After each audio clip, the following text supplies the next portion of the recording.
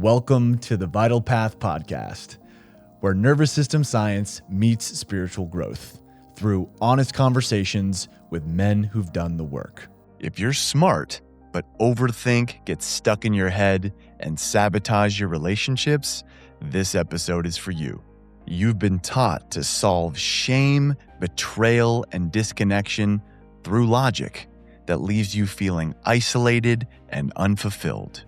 In the next hour, you will learn the exact framework for true emotional embodiment and self-worth. We will show you a clear path to lasting love by shifting from judgment to disciplined compassion. I'm Andrew Newton, and joining me today is Stefanos Sifandos, behavioral scientist, relationship expert, and author of Tuned In and Turned On. Steph isn't just here as an expert, but a man who's publicly owned his darkest moment, being caught cheating, and he shares his process from shame to sacred sexuality. From his firsthand experience and work with thousands of clients, he explains how trauma can only be healed in a relational context and why a regulated nervous system is the new currency in relationship success. If you're ready to trade in your masks for authentic resilience, stay tuned. This is the Vital Path Podcast. Welcome to the Vital Path Podcast. Today we have a special guest, Stefanos Sifandos. He is a behavioral scientist, relationship expert with a background in trauma, somatics, and many mind-body modalities. This man is a co-founder of a conscious movement. He is a world-class coaching and educational institute co-founder, the founder of a global men's movement where I had the pleasure of meeting him, as well as being a family man, a father, and author of the new book, Tuned In and Turned On. Thank you so much for joining me today. Appreciate being here, brother. Yeah, thank you. And this being the Vital Path Podcast, the subtitle of your book is A Path to True Connection, Deep Healing and Lasting Love. I'm curious why that metaphor of a pathway stood out to you. The pathway that we have in life is that's the pathway of life. We're moving towards a particular trajectory, a thing that we value. Sometimes it's known, sometimes it's unknown. And then along the way, there are many paths that converge, even on a daily, in a daily way. We're making choices. Do we go this way to work? Do we go that way to work? Do I eat this? Do I wear that? And so we're constantly making decisions. Now, in a more meaningful way, perhaps, we're constantly making decisions about how we interact with ourselves, the thoughts that we have, what we make those thoughts mean, and how we interact with others. If someone says something that maybe feels abrasive to our nervous systems or feels abrasive to our minds, do we want to react? Do we want to be curious? What path do we want to choose? And so I believe our lives are just full of different choices, almost converging forks in the road constantly. And the more aware that we can be of that, and the more intention we layer into our everyday decision-making, thought process, and the way that we feel about ourselves and the world and people in our lives that matter, the more deliberate those paths begin to be carved out in our lives. And so we're not just walking and moving through the world unconsciously. We're just more deliberate and intentional. I think that takes us deeper into love, deeper into intimacy, deeper into connection. Why is love, intimacy, and connection as an example, and resilience, by the way, really important? Because it helps shape who we are and the quality of our lives. Yeah. So beautifully said. And the way that you've outlined this book is really 3 lines of the work. You talk about the inner work, the inner healing, the relational component, and then sacred unity. And that is 3 interconnected pathways that really dictate choice in all domains of life. And I found this to be so useful for me in the way to look at and frame the book. And within that, you share so many rich stories, teachings from both lived experience and the work you do with clients, but also practices, which I find essential in my own life and in the work that I lead with men. Why invite practices into this book, and how did you choose the practices that you did? Yeah. You've heard that saying, you are what you eat. I think we are what we do. We are who we be. Right? So whatever we expose ourselves to, we become more of that thing. It imprints upon us. Right? Similarly to if you've grown up in a very harsh environment as a child where we're very impressionable, those intense experiences imprint upon you. Similarly, your first love or the first time you've had sex or the first time you have this immense pleasurable experience, it imprints upon you, right?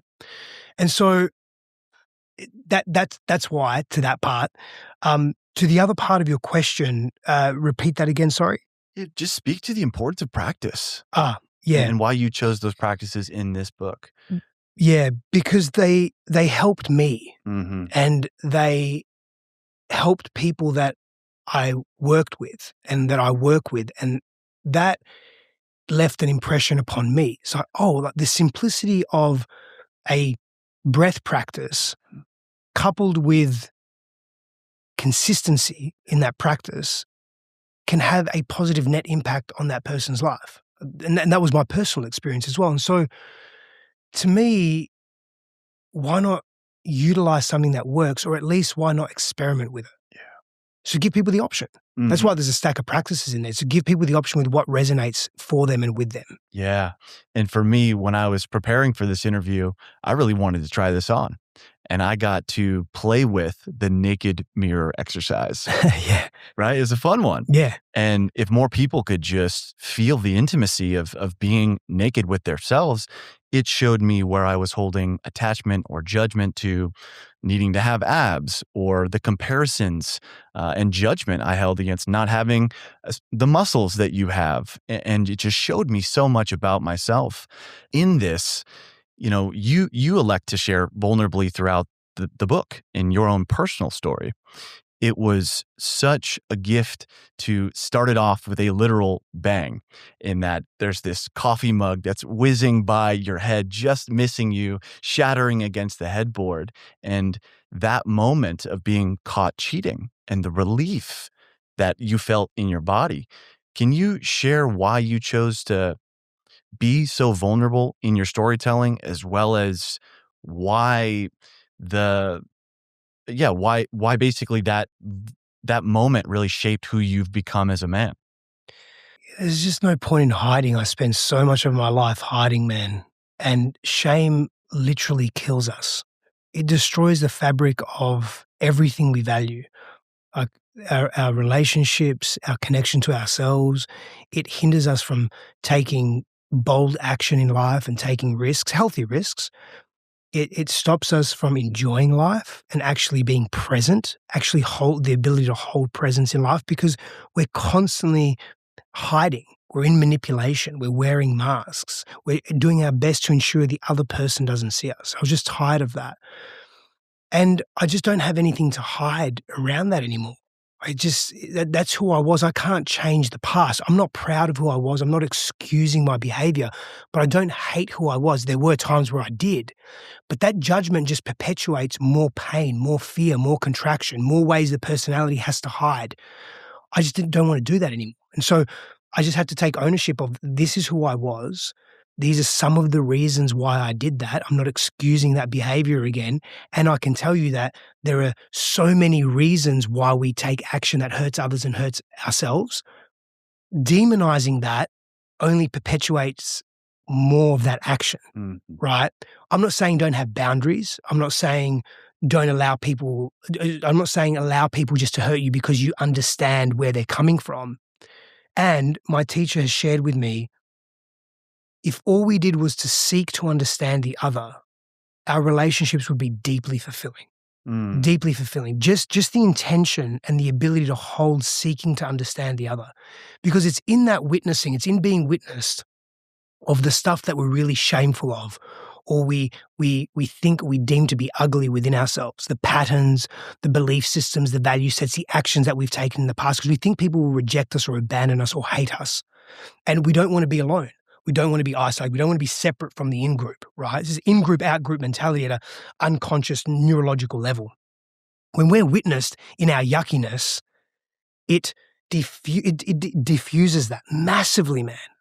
And that, for me, it was a very long road in allowing others to see me and being okay with whatever they thought and felt, and not trying to control that story either, because for a period of time I would be vulnerable, but I would be it from a place of victim. So they'd feel sorry for me So they wouldn't ostracize, or the chance of them ostracizing me or judging me would be lessened because maybe they'll feel sorry for me, so they wouldn't be angry at me or reject me, right?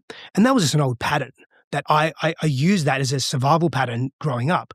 If I played the victim, I would be hit less. I'd be screamed at less. That was just statistically accurate. My nervous system observed it. My mind observed it. I played that out. That then became a habitual pattern. So I had to move through that and notice, okay, can I be vulnerable but from a neutral place, from a place of resilience and strength, not, from verticality, not from a place of, oh, I'm being vulnerable, but see me as a victim. So, we go through these stages, and again, it's not wrong or right, they're stages, they're paths, right? But we have to, at some point, take ownership of who we are in order to move beyond that. So inspiring. And that distinction you made about where is the come from in sharing this story?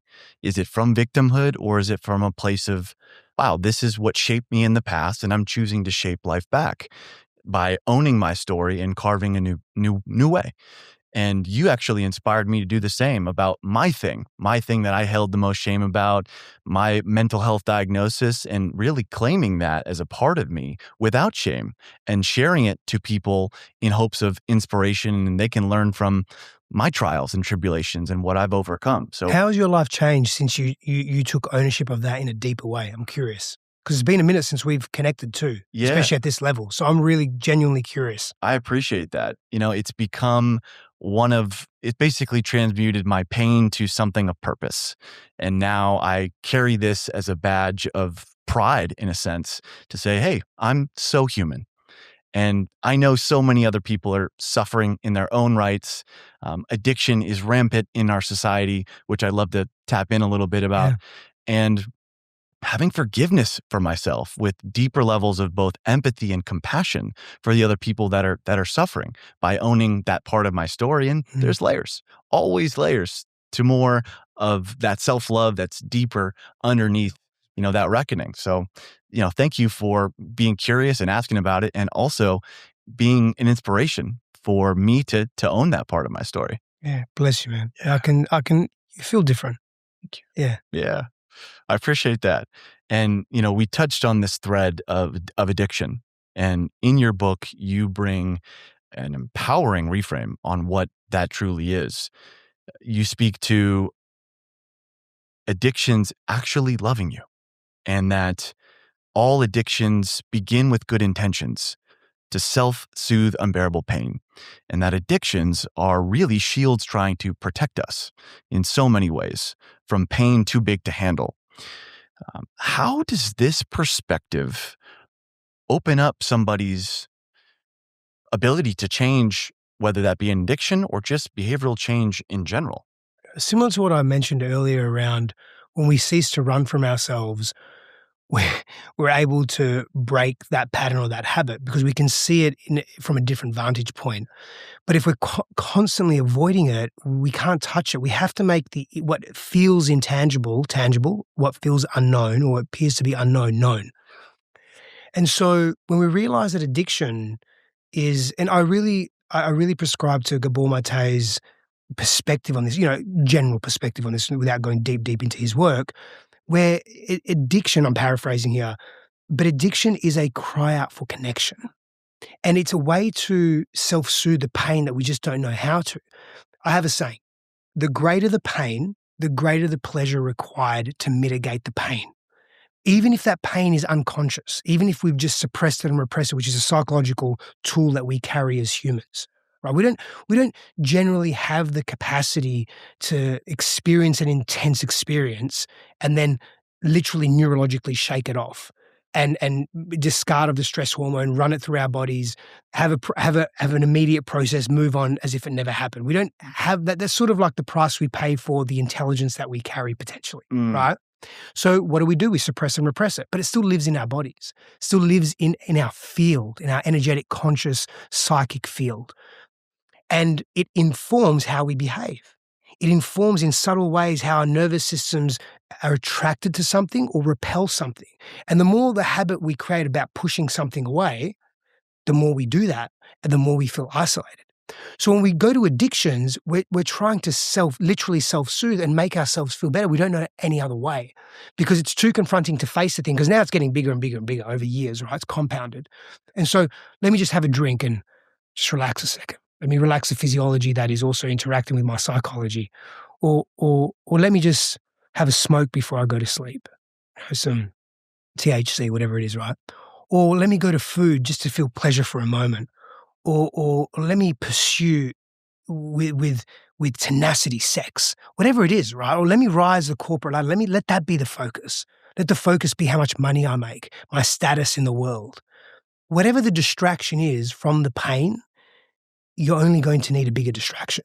And it becomes harder and harder to get. So the addiction compounds. And now some addictions are substance-based and they are also physiologically addictive, not just psychologically. So they hook in that way as well. And that obviously becomes more challenging. But addictions are, for me, just a cry for connection to self, connection to the part that feels lost, connection to the part that feels hurt, connection to the trauma that's unresolved and unprocessed. And so we all have an opportunity to see ourselves in a deeper way. And I think one of the ways that is paramount, and I go deeper into this in the book, is most wounds occur in a relational context. Therefore, they must be healed and or made whole in a relational context. They must be witnessed by safe individuals or groups of people that can hold your pain and your stuff and your expression with compassion and non-judgment.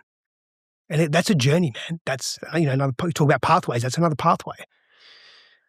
That relational component, being witnessed in our deepest shame and fear and trauma, is so critical. And I know a lot of the work that you do at this point in time is really deeply inner child healing and helping guide people into those places of fear and shame and guilt and just being with them in that. And for me, that's my deepest joy, as well as helping somebody move through something like that. And at the end of that road, it's a conversation about self-worth. And I'd love to hear your take on how do we actually elevate self-worth once we do all of this healing? I think there's two ways, right? So at a very simple level, if we look at what happens in the interior self, if you pragmatically, this is a practical tool, if you look at your life and say, where can I challenge myself? Where can I do something, take an action that could be a little difficult? For example, I've been thinking about getting healthier lately.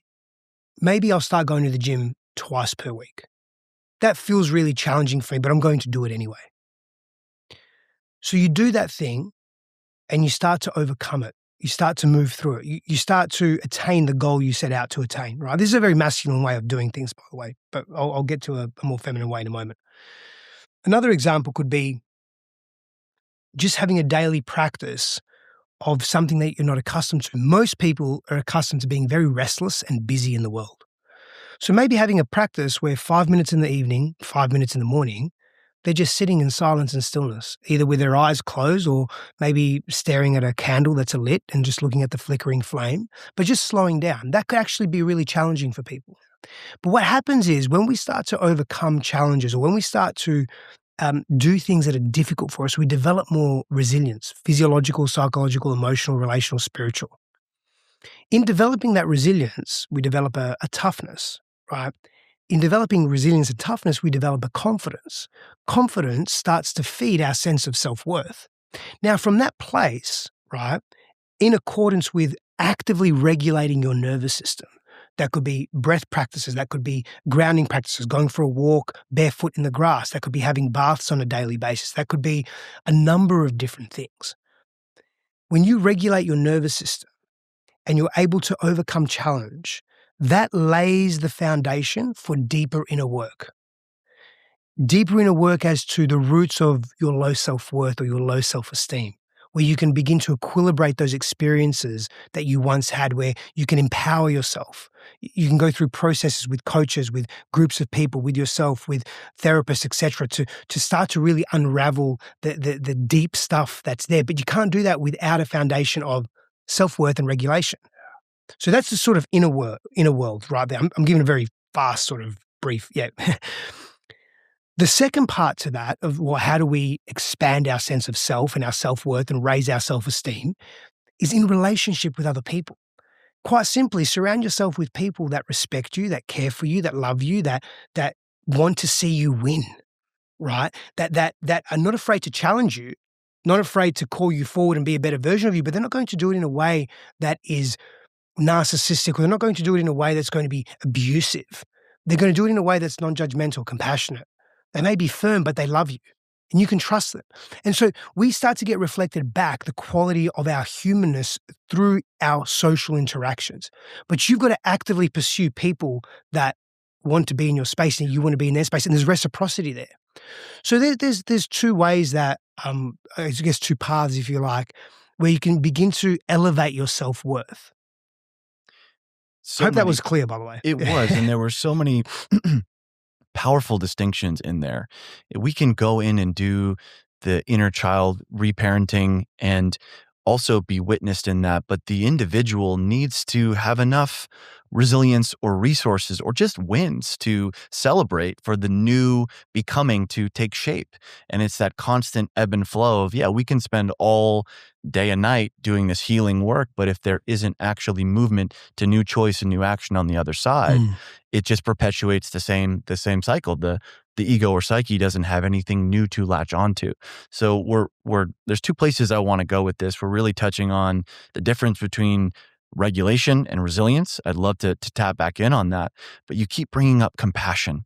And I think this is so important in the context of addiction, behavioral change, relationships, regardless.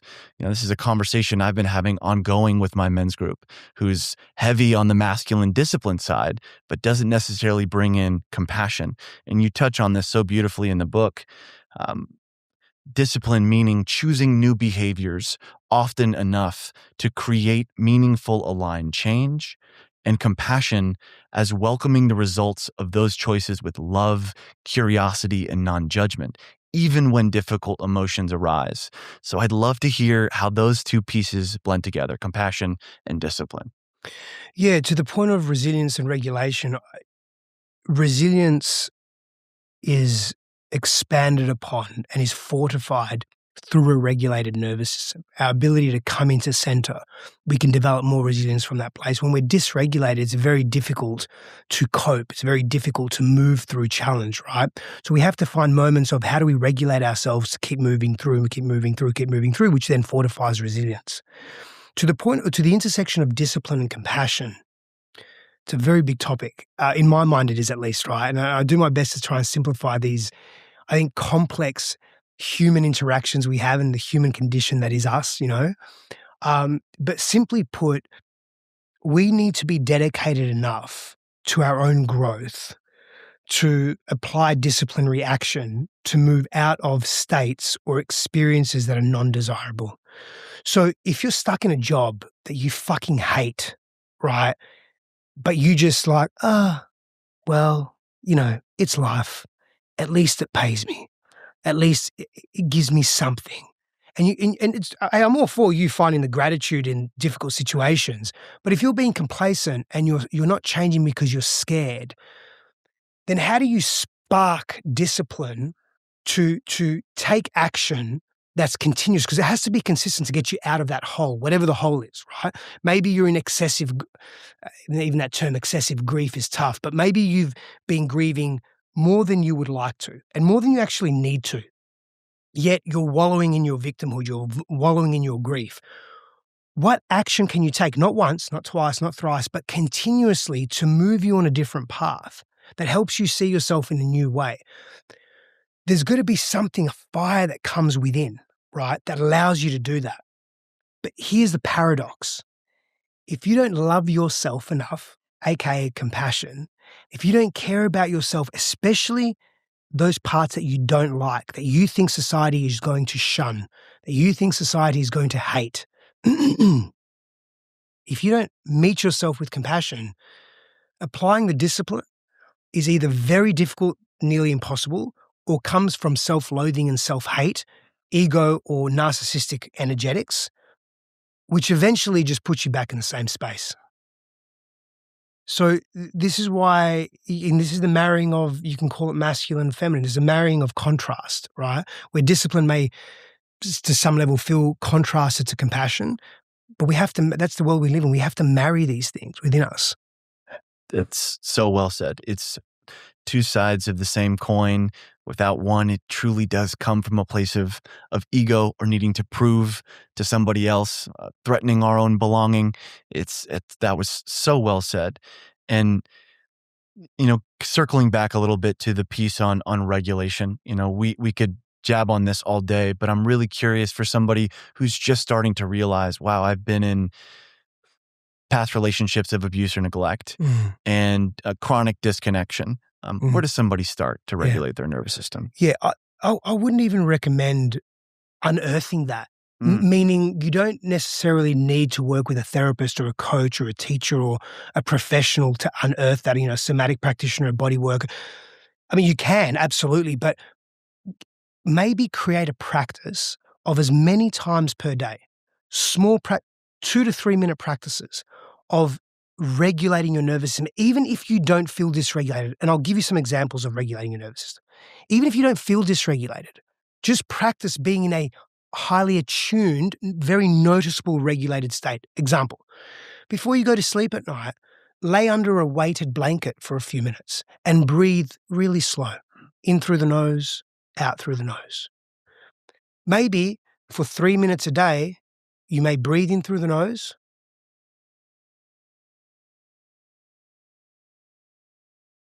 and hum through your chest. And then pause and just observe. Do you feel calmer? Do you feel more grounded? Do you feel more regulated? Practice regulating your nervous system more and more and more so that becomes more familiar to you. Because then when you experience dysregulation, and you will, especially when you're exploring really difficult emotional, relational things of the past, where our memories are skewed, where we're holding trauma, trapped emotions, memories, painful stuff, you will have a faster ability and aptitude to go to a more regulated state. And it's from a regulated state that you can actually deal with that stuff in meaningful, authentic ways. Again, in relationship with another human that can support you and guide you, or with yourself, depending on what process you're in. That's how you're going to grow, not by fighting your dysregulation. That is such a trauma-informed answer. So thank you for that, because a lot of the work tends to lead people into the deep end. And sure, get support. Too fast, too much, too soon. Absolutely. Into the deep end. You don't heal the same way trauma occurred. There's some caveats and nuance to that, but to your point, yes, agreed. And I just appreciate it because there's both, and there's talented practitioners like yourself and myself who can take you there. But having the right support and a baseline of understanding, wow, I can actually name the emotion that I'm feeling right now. Notice what's happening from the neck down prior to diving in is a really great first step. I hope you're enjoying this conversation. If you've been feeling dysregulated or overwhelmed lately, I want to help. I created a nervous system quiz that gives you a personalized practice that shifts you back to presence, calm, and connection. It's free, takes 5 minutes, and are the exact tools I use myself. Just click the link in the show notes to take it. Now back to the show. And I just love what you speak to when this is about relationships at the end of the day, and that the new currency of sorts is having a regulated nervous system, not necessarily chemistry or compatibility. So can you just share a little bit more about how this is so foundational in relationships? In a quote that I've seen that you wrote is, you've got to know your partner's wounds, their pain, their history, their values, and their triggers, and how important that is in a relationship. I think it's everything, man. When contextually speaking, to give a very, very basic example, if you have an ability to be more regulated in the face of conflict or difficulty or intensity, your reactivity doesn't contribute to the already existing reactivity. So instead of, it's like tit for tat, my reactivity, your reactivity, my reactivity, your reactivity, it just keeps escalating. But let's just say you're really upset, and what you're saying is upsetting me.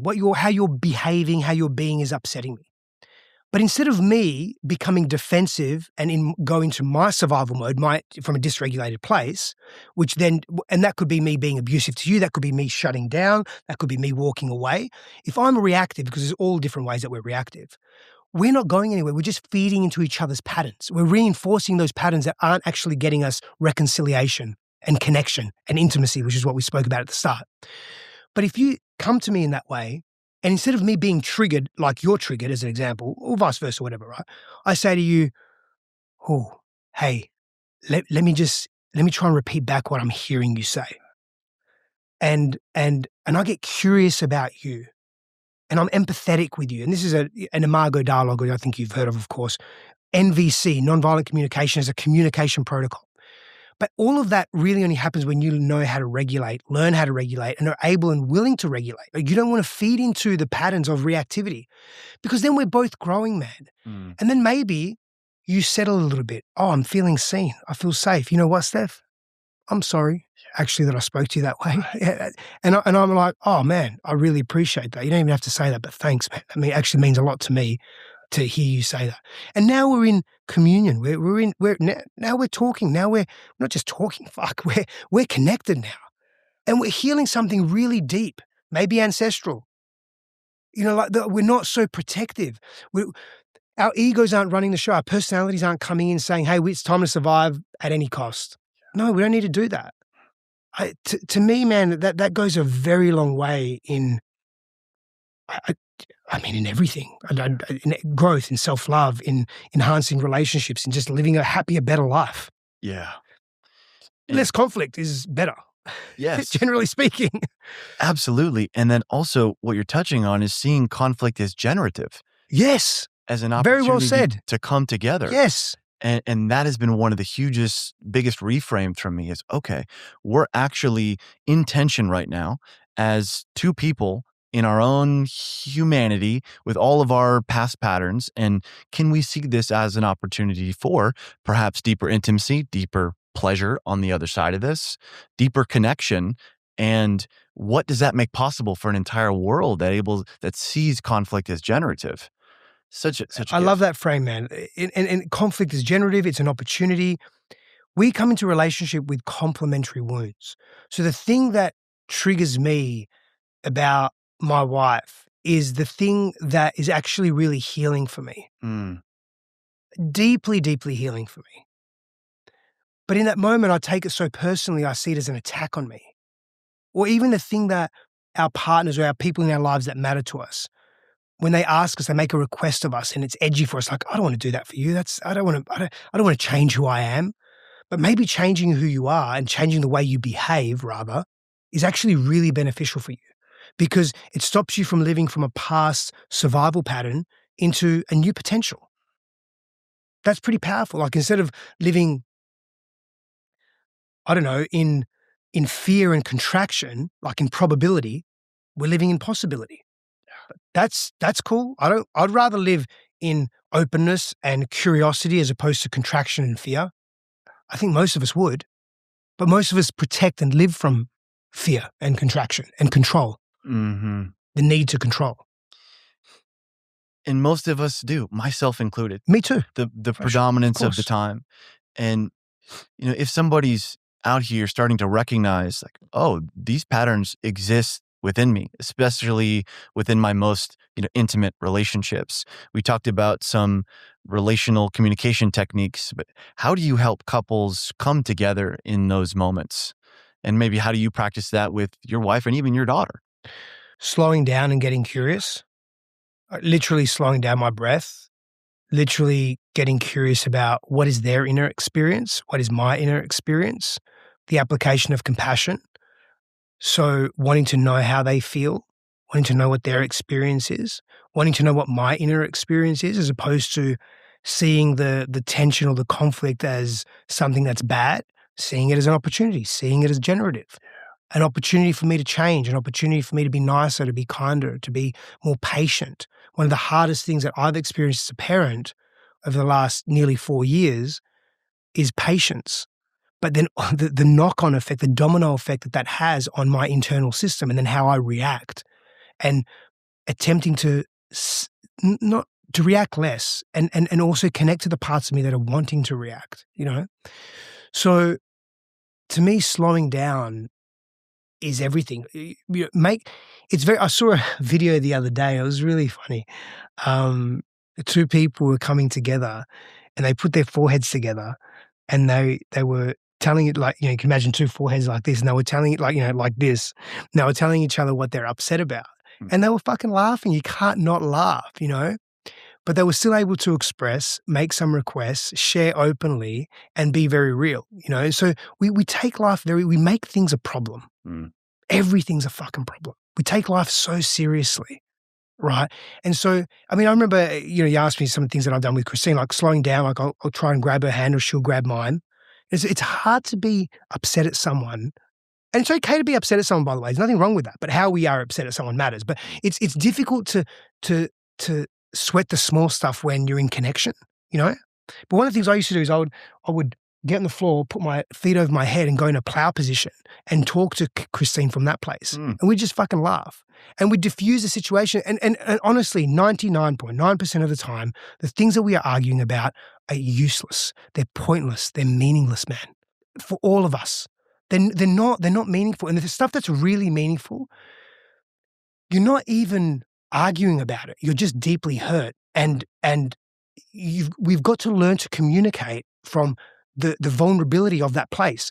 That's where a regulated nervous system comes into play. Like being able to access your own regulated nervous system and being vulnerable and real from that place, that's what's impactful. Because when someone, unless they're diagnosed as a narcissist or they're diagnosed with a personality disorder and that they're unmedicated and they're unhinged, so to speak, right? Or they have like these physiological issues or they're just totally out of control. Someone that sees you hurt is going to be generally quite empathetic to that. But if you're being hurt from a place of victim or an aggressive place, all they're sensing is all the pain you're bringing and their survival mechanisms come up. So where do we go back? Well, now we're back to, who's going to regulate first? Not who's going to dysregulate first and attack first, but who's going to regulate first? Like maybe that's the question we need to ask ourselves. Who can regulate first? That's a great question. And this sort of transition into sort of the masculine conversation, and the full responsibility that it takes to be a man in relationship and in this world. And I'd like to say that it's the man's responsibility first, and also recognizing that I'm not perfect and that sometimes I need support in these ways too. So, I guess I'm curious to ask you about that. Do you have an answer to that question? Because I'd like to stand here and say it's going to be me always, and it's not. So I'm curious your take on that. Yeah, and realistically, it won't be. I think that's a improbability and maybe not an impossibility, but I think it's just unrealistic. There's so many different ways you can take this. So you can look at the masculine, you say, well, the masculine leads, right? And the feminine also, the domain of the feminine is connection and intimacy and relationship, right? And so if that's her domain, then perhaps it's the feminine that, quote unquote, needs to lead when that's happening. Look, it's two humans having an experience. I believe overall, when the masculine contains, right, and the masculine is containment and expresses itself in that leadership, that's very powerful. And that couple or that union really has to have agreed upon conditions how they function with each other, right? But there are going to be times where, as a man, you feel broken and you feel hurt and the world is heavy on you. And sure, could you move through that and lead? Absolutely. And if your woman came to you and held you and just said, I've got you, it's okay, I've got you, and was compassionate and loving, would that not be sweet and useful and generative and, I don't know, maybe growth promoting for you and for the relationship? So what's wrong with that? Nothing's wrong with that. But if you're constantly being led as a man and you're passive and you're indecisive and you're not taking responsibility and accountability, that's when it becomes a problem. That's when maybe we can talk about masculine, feminine dynamics, or we can talk about personality dynamics as well. We can talk about unhealed, unresolved, unprocessed trauma. that's when we can talk about, okay, you're not being in a masculine energetic of leadership because you're self-loathing, because you're passive, because your self-worth is low. But let's address all that stuff first before we go into a masculine energetic of leadership. So many amazing routes to take in that. Something that strikes me in the way that you're communicating about patience and compassion and kindness. These are virtues that take time to develop within a human being, and also trust to bring out. And perhaps in our society, I'm noticing that the external status symbols that people are looking to for partnership don't necessarily reflect those qualities or inner virtues that exist within just good-hearted human beings. And I'm seeing kind of a divide in the dating space right now. I'm sure you're very attuned to this with the people, you work with, in that, I want to see people come together. And yet a lot of narratives are pushing these external pieces instead of the true virtues that really matter in a union. And so I'm just curious if there's perhaps some stories or narratives we can demystify that help people come together based upon what truly matters in a partnership. Yeah. Well, firstly, man, these virtues that we're speaking to here and that I've made reference to, we teach what we need to learn the most.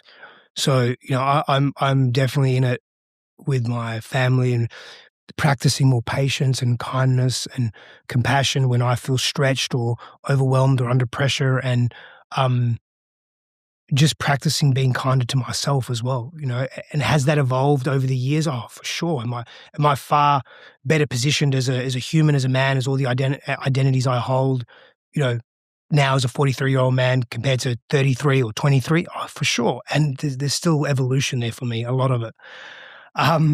I think, you ask, it's a great question what you ask. I see this often, and I've wondered about what the byproduct of this is, but one of those expectations that we have coming into a relationship is that everything has to be perfect. Mm-hmm. Everything has to be just right. And the moment it's not, I'm out. And it's this excuse, it's a convenience excuse. Oh, well, the narrative that I have in my mind is that this relationship needs to be perfect. And if it's not, if they're upset with me, and if they're behaving in a particular way that is antagonistic, or I didn't see this when we were first dating in the honeymoon period, then they must not be for me. We must not be working out. Now, look, some people are not meant to be together, but I also believe people leave too early relationship without actually, how do we define too early? They haven't really grown from it. They're just taking the same version of themselves into the next part of their life, the next relationship, next evolution of self. There is no evolution, stagnation. They're not learning. They're not getting curious about, well, I'm getting upset here. Well, what's that saying about me? Why am I upset about this? It very well could be the behavior that person is exhibiting isn't healthy. And are you in your power? Are you in an empowered voice to say, hey, this is my boundary around this. This is my request. These are the needs I have. And how are you communicating that? Or are you just running from it? I think one of those, that's a big one. It's just this unconscious expectation that if something goes wrong in the relationship, the whole relationship is questioned, as opposed to, why not just question what's happening within me first? Let that be a first port of call. Oh, what a master key. It's like starting within. Yeah. And then addressing these additional layers. Yeah. And within our society that is projecting this perfectionism, it is very challenging. Yeah, we see it in media, we see it in social media, we see it in dating apps. Yeah. Dating apps are full of bots. And frankly, as a 35-year-old single man, I'm like, whew, this is a tough scene to be in, because I see the women who are no longer settling for standards. That you don't have anything to worry about that, brother. I appreciate that. Good. You're good. Thank you. And then, but it seems like there's women here who are just continuing on their growth trajectory, and the men aren't keeping up. And yet I'm looking around doing my best to counsel men in these sessions and groups and retreats and whatnot, but it seems a little bit lopsided at this point. So I'm just generally curious, how do we both invite women to meet and see and speak to the quote king or the better version of the men that exist within some of these gentlemen who were doing the inner work, as well as what counsel can you offer the guys to step it up, because it's time and these women are not settling anymore. Yeah. Both men and women are not confident about each other. Right. I can use the word safe. Again, there's nuance to that word, but both men and women don't feel emotionally safe and confident with each other.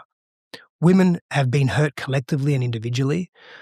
They haven't necessarily, not they meaning some, of course, generally speaking, have not moved beyond that and moved through that, and they're holding on to that pain.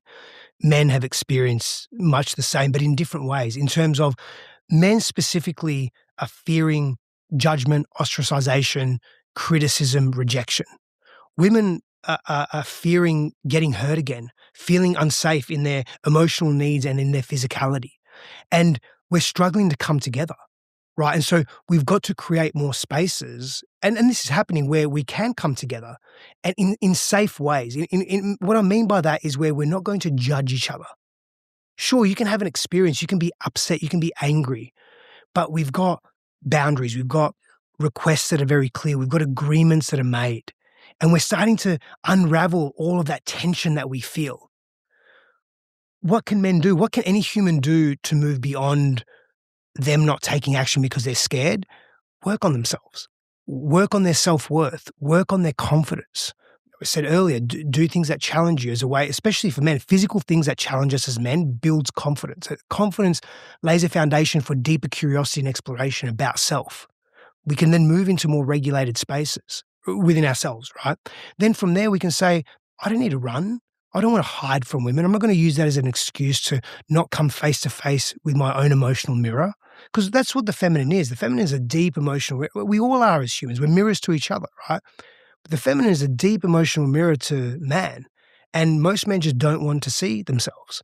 So you've got to get to a place where you're okay accepting and willing to see yourself as a man. Is it true that in the realm of personal transformation, personal growth, personal development, the participation is skewed maybe 70-something% women, the rest are men? Sure, that's accurate. I don't think it's because men don't want to work on themselves. I think it's because they haven't been taught, they don't know how. There have been certain movements over the last several decades that have had men being more fearful of their own expression and them being in their own expression of masculinity. And that's not making an excuse. However, that is demonstrating a reason, and there are many, as to why men are hiding. But what it does highlight is that one of two things are generally happening. Men will either hide and, align themselves with movements like the men's rights movements or men going their own way movements, or they become hyper-aggressive, power over as opposed to power with, because they're seeking excessive control. And then there's a subgroup of men, very small, that are just saying, I'm me. I'm good. I know who I am. I don't fear rejection.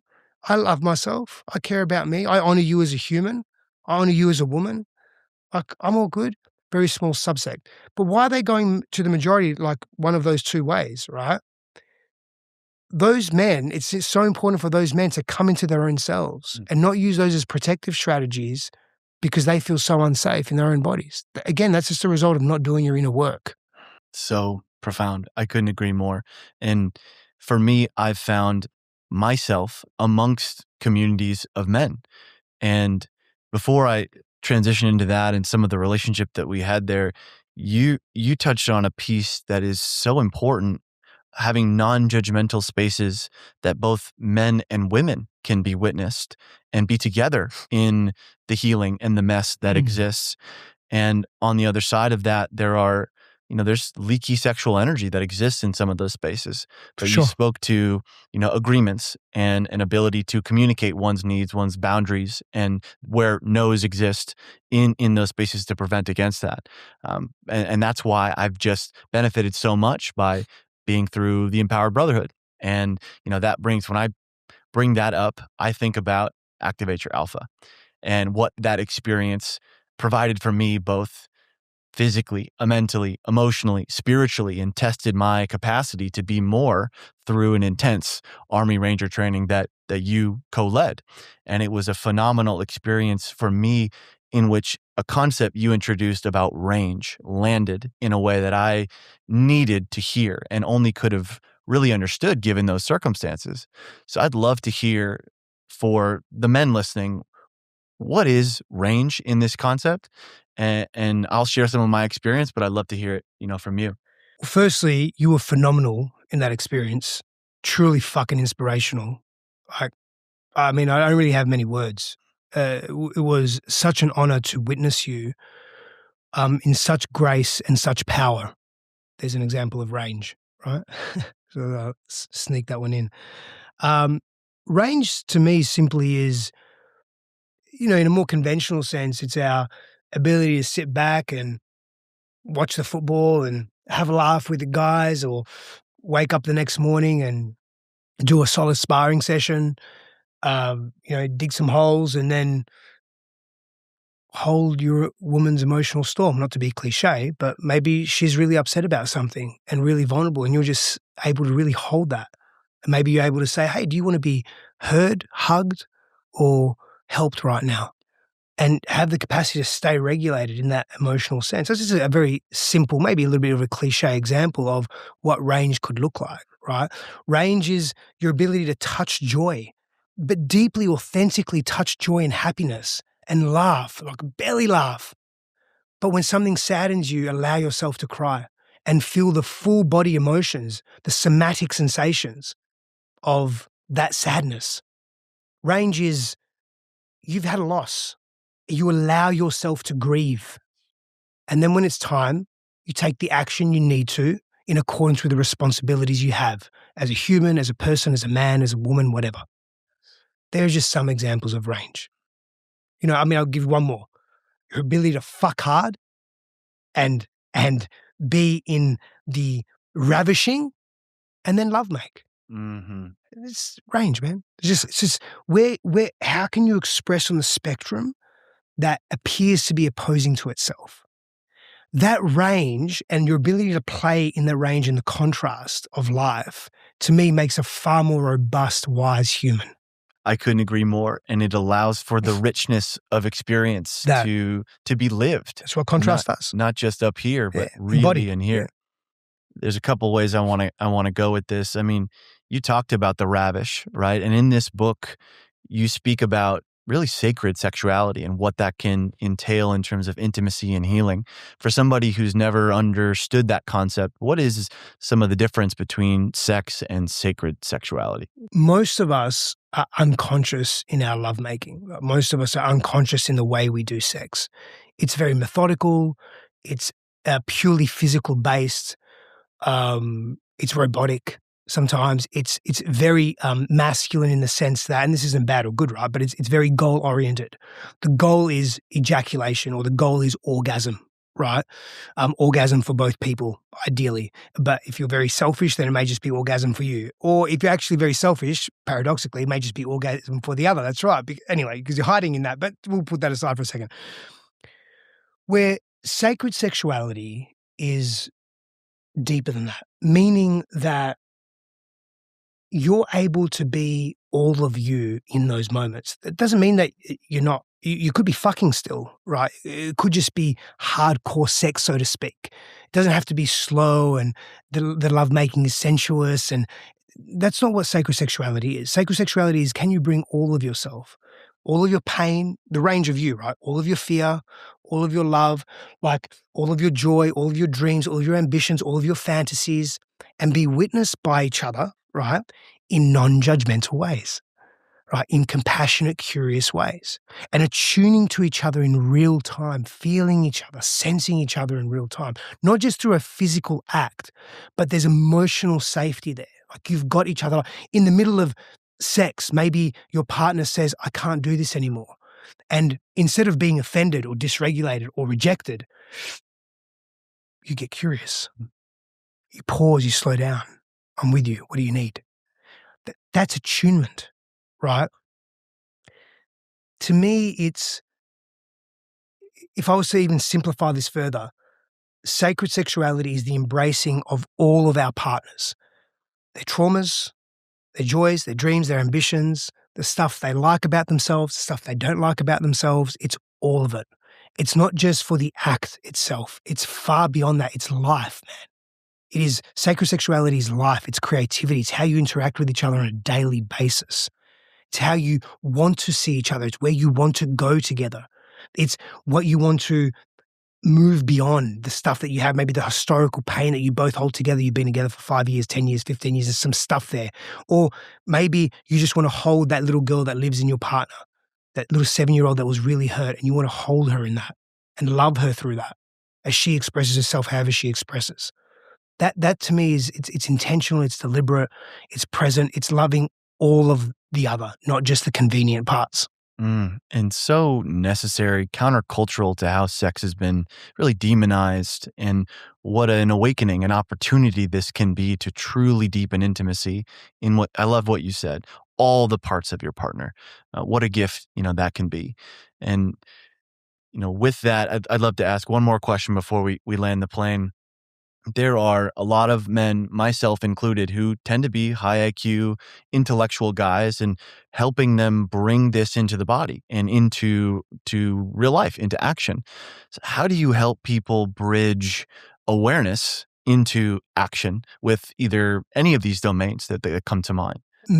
People that are disembodied need to get into their body, right? People that are very intellectual and think about life, and everything that happens in life is through the lens of cognition, or our intellect and our thought process. There's nothing wrong with that. It's that we overdo it. That's part of the problem, right? But we're missing out on this massive sensory organ, or the skin, obviously, like that feels and senses the world and has a lot of value and wisdom to provide.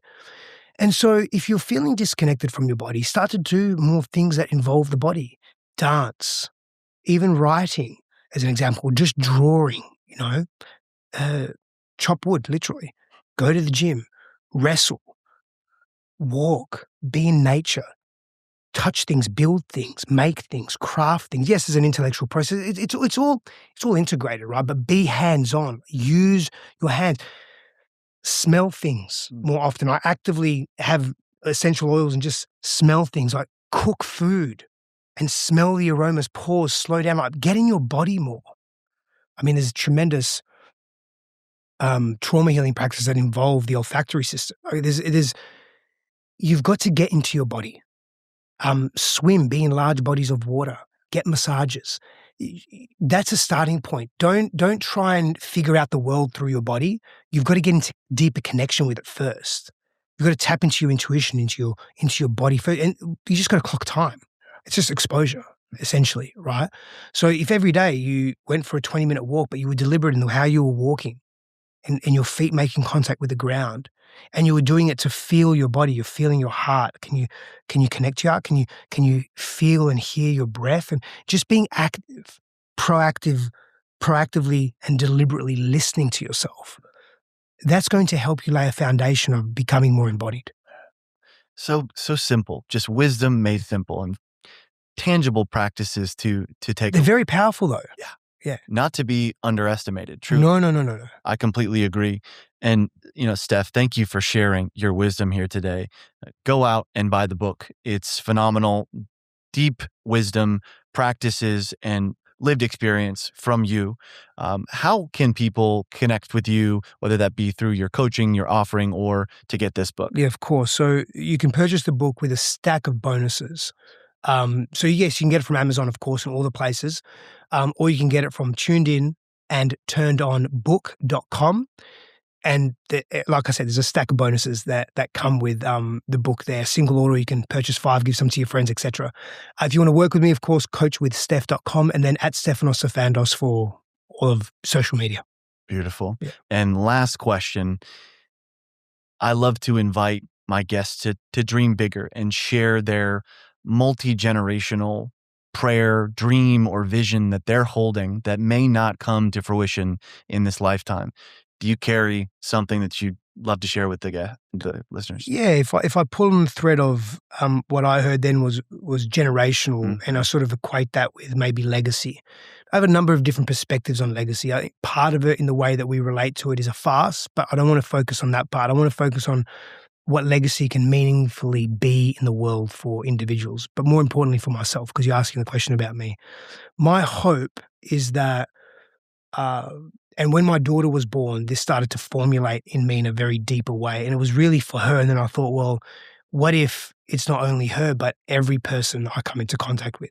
But essentially that every person I come into contact with experiences betterment in their nervous system and in themselves because of having met me. But what that does, and even more importantly, if I was to sort of really break that down deeper, the imprint that is left on them is one that feels really assuring and safe and healthy. And I don't mean that from an egoic way, actually, well, sort of in a selfish way. And I'll tell you why, because in order for me to actually be able to be that person, I have to be really attuned to myself. In other words, I have to be very mindful of, am I showing up dysregulated right now? Am I really being present right now? Or am I super distracted? And it's okay if I am. I don't want to berate myself, but I'm in constant check with how am I wanting to show up? Presence, like real presence, man. So other people feel my presence, but the only way they're going to be able to feel that and experience that truthfully is if I'm experiencing that within myself. And so that's the legacy I want to leave. Because at the end of the day, man, sure, like, do I intend to leave all my wealth to my daughter and all the structures that I've set up for her so that she can function in this humanity in a really optimal way? Yeah, of course, there's all that stuff. And I will continue to work on that level of reality. But more importantly, I just want her to feel my heart, right? I just want people to feel my heart. And sometimes it's really hard for me to access because of my own shit and my own self-loathing and my low self-worth, you know? And so that's the work. Like, I use those external points that matter to me, like my daughter, my relationship to her, and the people in my life that matter. I use those as anchors to be a better human for me. So beautifully said. In my humble opinion, you're on track with that. I certainly feel that way. Thanks, bro. Steph, it's been a gift. Thank you for taking the time. Likewise. Grab, tuned in, and turned on. And thank you for listening to the Vital Path podcast. Until next time, go live your life. Thank you for tuning in to the Vital Path podcast. If you found value in today's episode, share the love with someone who comes to mind. It's free, they'll appreciate it, and together we'll keep this community growing. Until next time, God bless you, and go live your life.